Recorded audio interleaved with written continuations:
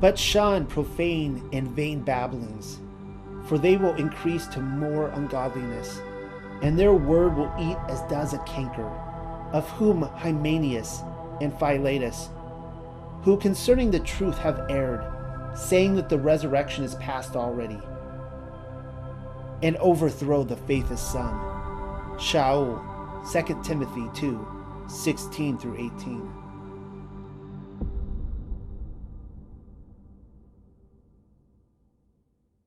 The Unexpected Cosmology, Episode 8. Did Yahusha return in 70 AD? I think we missed the resurrection. And also, the Watchers were released.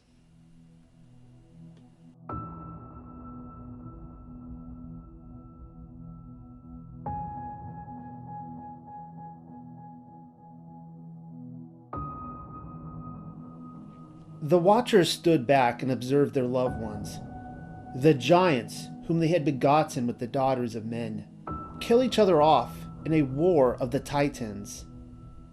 And then Yahuah bound them under the hills and the valleys of the earth, where they were to remain in total darkness for 70 generations.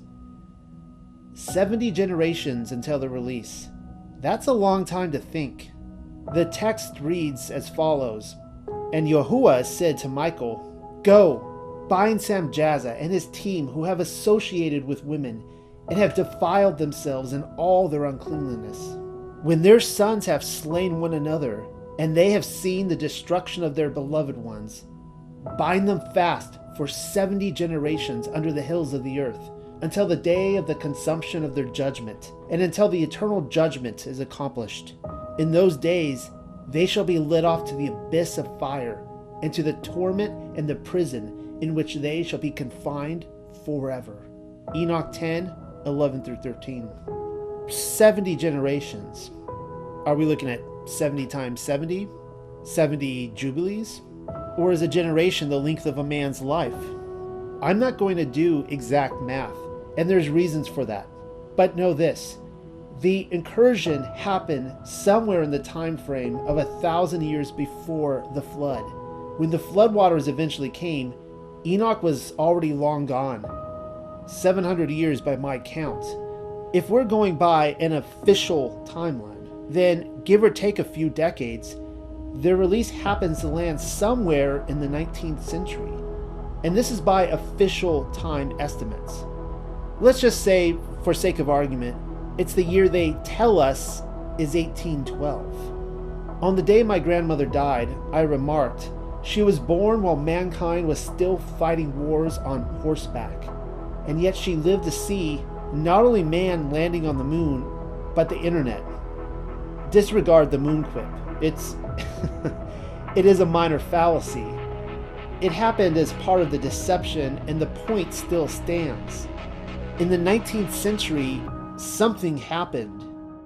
Within the lifespan of only 2 or 3 generations, the world was introduced to evolution, theosophy, transhumanism, spiritism, tongue babbling, kundalini, New Ageism, 100 Codex Sinaiticus Bible translations, eugenics, the spiraling double helix DNA, scientism, archaeology, Nietzsche, Freud, space itself, deep space telescopes, satellites, flying saucers, aliens, science fiction, the atomic age, biochemical weapons, germ theory, vaccines, world wars, Zionism, communism, the CIA, movies, transistor radio, television, MK Ultra, computers, video games, the internet, performance, witchcraft, and alchemy on a worldwide stage, and I've barely begun to dig in. Still, some of you just can't help yourselves.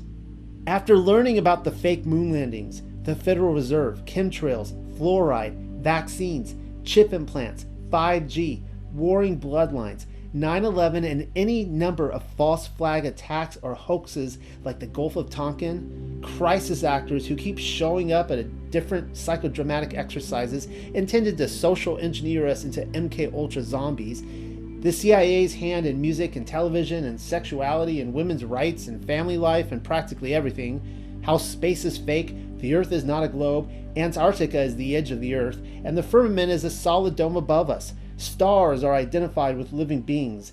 The germ theory is a lie. Evolution is a lie. Giants and probably mythological beings are real. The gods war over us like chess pieces. Scientism and the occult are happily wed. The mysteries surround us. Real history is buried and fake history is written as textbook reality. They lied about the Bolshevik Revolution. They lied about the fact that the United States is in actuality a corporation and money isn't even real, and Abraham Lincoln actually sold us all into slavery to the state. How the Georgia Guidestones and the United Nations want us all dead and are actively going about to make it happen. Pedophilia and satanic ritual abuse are everywhere. Entertainment and politics alike are as scripted as a media teleprompter, and the world is one big stage, and Zionism and Freemasonry and the Roman Catholic Church and the Jesuits and the Illuminati and other secret societies like Skull and Bones rule the world, and most importantly of all, it's all ultimately run and managed from the top by Ha-Satan. And after rightly concluding how the kings and the sovereigns of the earth are conspiring against Yahuah, the Most-High, and want him dead, some of you simply need more Trump. Admit it, you can't get enough Trump in your life. There's simply not enough of him to go around. Several months ago, I seem to recall that Trump announced he was cutting funds with the World Health Organization or something to that effect. Yet another twist in the plot, the same tired script, and suddenly I had people jumping out of my own shadow. It's like they were purple in the face and couldn't hold their breath any longer. Gasping wildly for relief, they blurted out, "Aha! Boom shakalaka! Checkmate, Noel, you're wrong. The government is here to the government is here to help us. What do you think of that?" Oh dear. The indoctrination runs deep. Should I talk to your hand and explain this all again?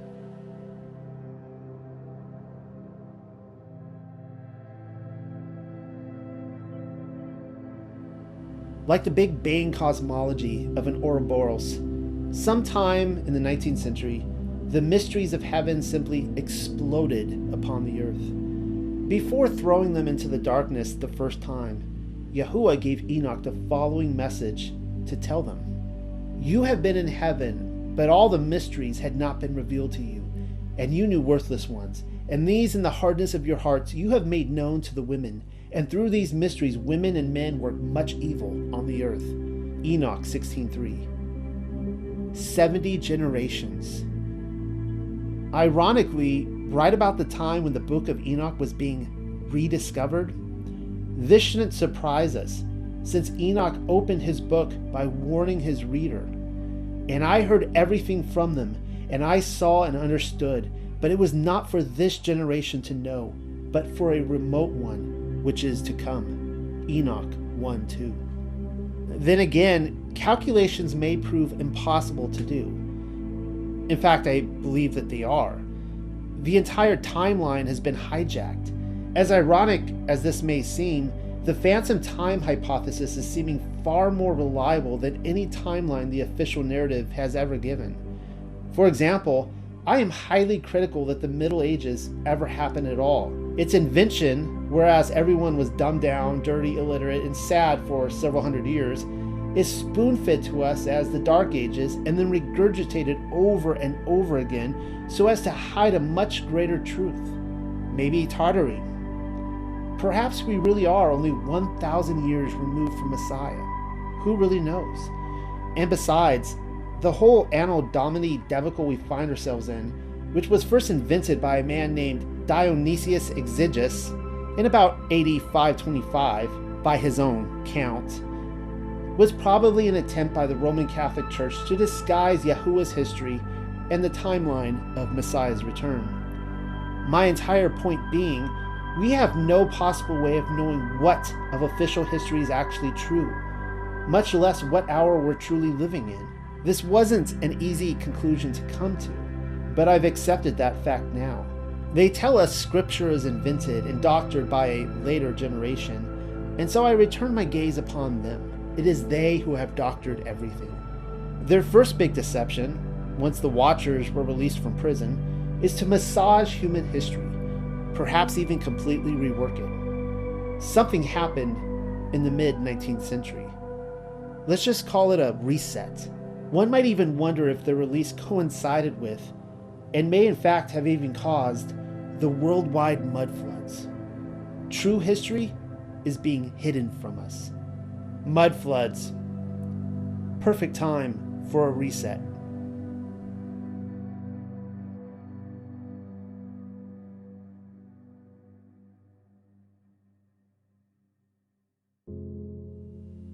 A 1,000-mile drive gives a man plenty of time to think.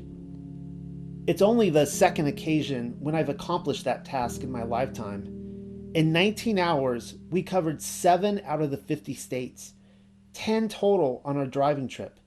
North Carolina, Kentucky, Illinois, Missouri, Arkansas, Tennessee, Mississippi, Alabama, Georgia, and finally, South Carolina. My wife and I wanted to see America again, one last time, before they potentially close it down for good. Execute Agenda 2030. On a Sunday, empty churches with erected phalluses were displaying large signs normally reserved for sermon topics, but which now read, "We comply with the CDC." Pathetic. Others declared, "We love others by social distancing and wearing our masks."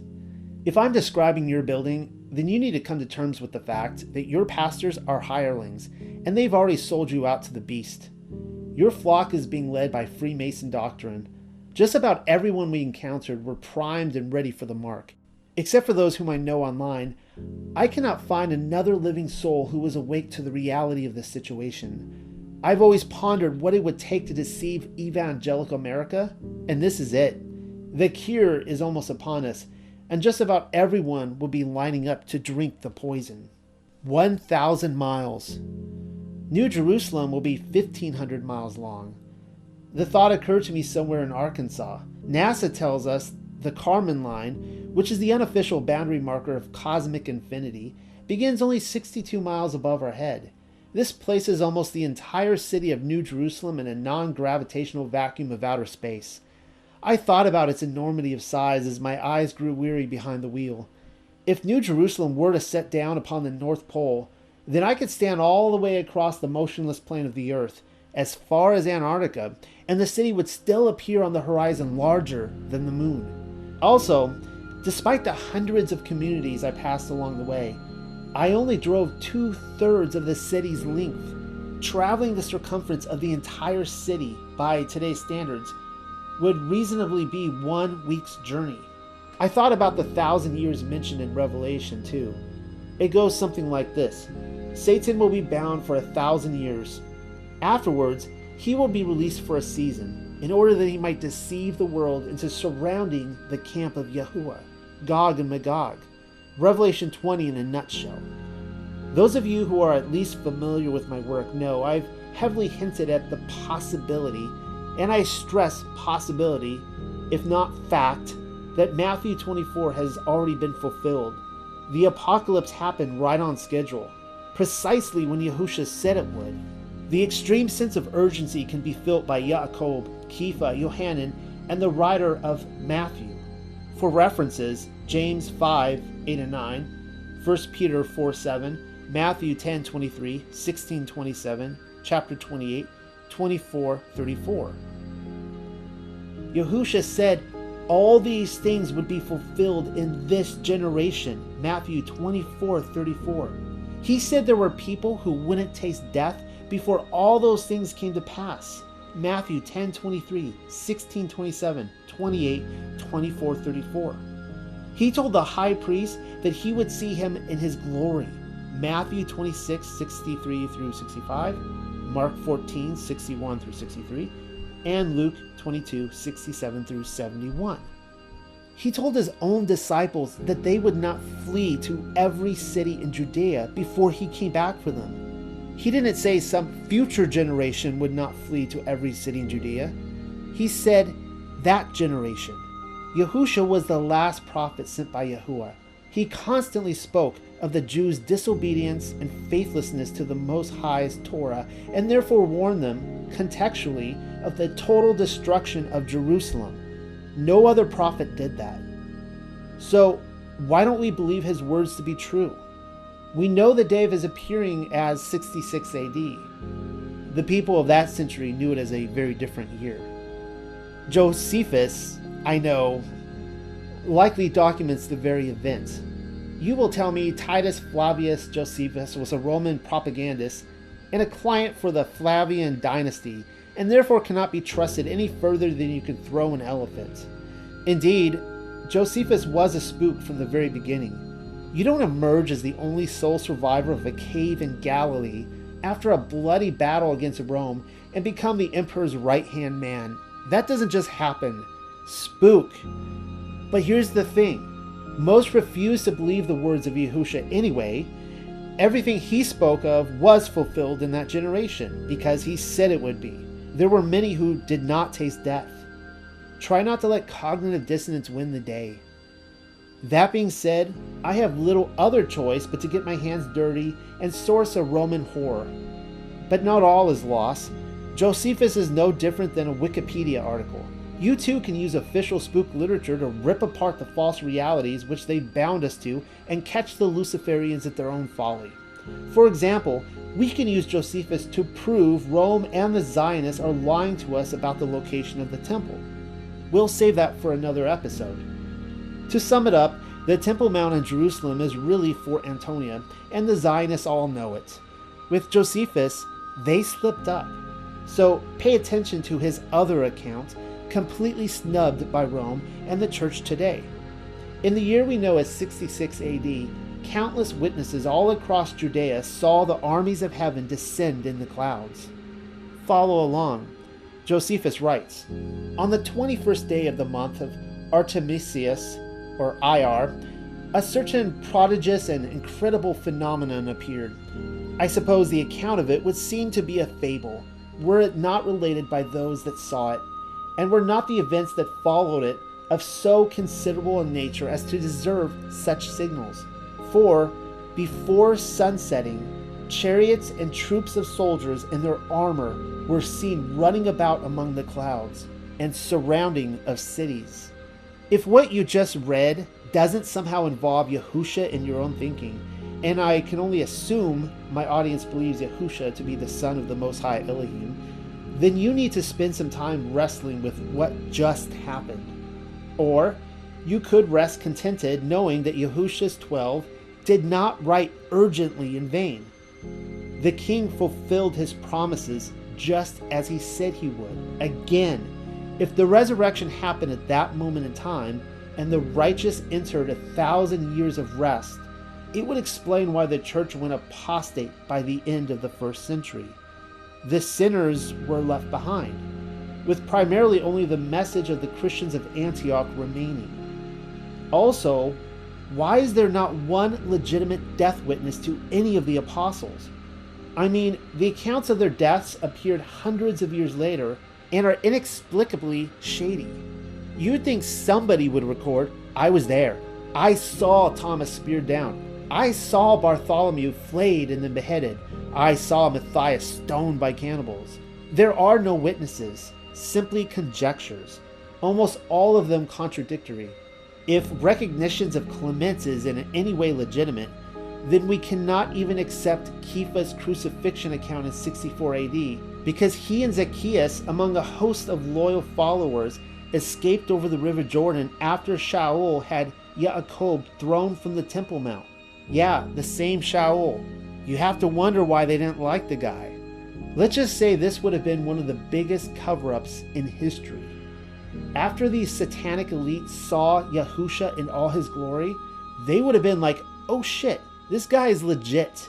He's coming back again. We've got to stop him. We've got to do whatever we can to blind people from knowing about what actually happened and build rocket ships and atomic bombs, anything, to ascend to the heights and murder him. There is absolutely no doubt in my mind that Rome had countless books buried or destroyed in order to achieve their purposes. It only makes sense that they would. Also, space is fake and nuclear bombs are a hoax. The burning of the library at Alexandria is just a cover story. And I'm not simply talking about 66 AD either.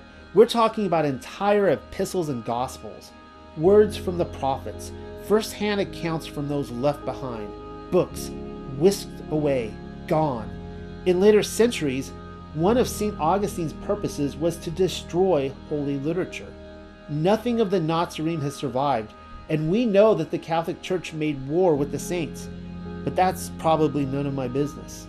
Anyways, there are other historians who write about the curious events in AD 66, and they don't appear to be sourcing Josephus. So there you go, missing books. Consider the medieval Jewish historian Sefer Yosipon, who expounded upon the angelic army in the sky when writing.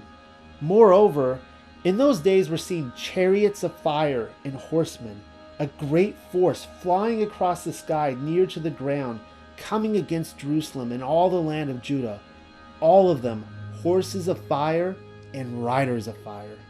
Yosipon's account harkens us back to 2 Kings 6:17, whereas Elisha was protected by an army of angels, fully equipped with horses and chariots of fire.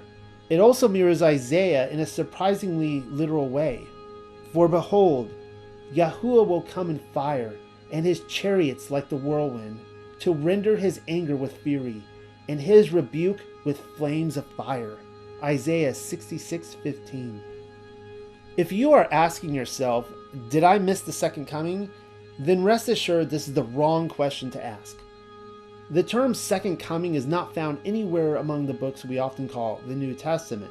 The Greek word, often translated second coming, is parousia. And though it does describe a presence or coming, the term is used to denote the arrival of a conquering general, king, or emperor into a city for an extended stay, oftentimes for several months or years, before returning to his capital city. I need to stress extended stay, because that's precisely what happened. Yahusha arrived in Jerusalem in order to conquer and destroy a wicked city, Jerusalem, parousia. The temple was completely destroyed in 70 AD, so that not one stone remained. Yahusha personally saw to it. And another thing, Yahusha said he was coming in the clouds, just as Yahuah had done to Egypt in Isaiah 19. Yohanan likewise wrote about his coming in the clouds, and that's precisely what happened. Yahusha came in the clouds in judgment. The temple priest, the Pharisee, and the Sadducee, essentially everyone responsible for hanging Yahusha from a tree, undoubtedly looked up to the clouds, saw the King of Kings among the armies of heaven, and were like, "Ah, hell nah." Check this out. Matthew 24:27 reads, "For as lightning that comes from the east is visible even in the west, so will be the coming of the Son of Man." So, parousia, Son of Man, and lightning would mark his arrival in the clouds. If you need non-scriptural proof among the eyewitness testimony of men that lightning did indeed mark his arrival, then I will direct your attention to the 1st century Roman historian Tacitus. His account of the armies in heaven differs slightly from Josephus, and it reads, "In the sky appeared a vision of armies in conflict, of glittering armor. A sudden lightning flash from the clouds lit up the temple. The doors of the holy place abruptly opened. A superhuman voice was heard to declare that the gods were leaving it, and in the same instant came the rushing tumult of their departure." So, yeah.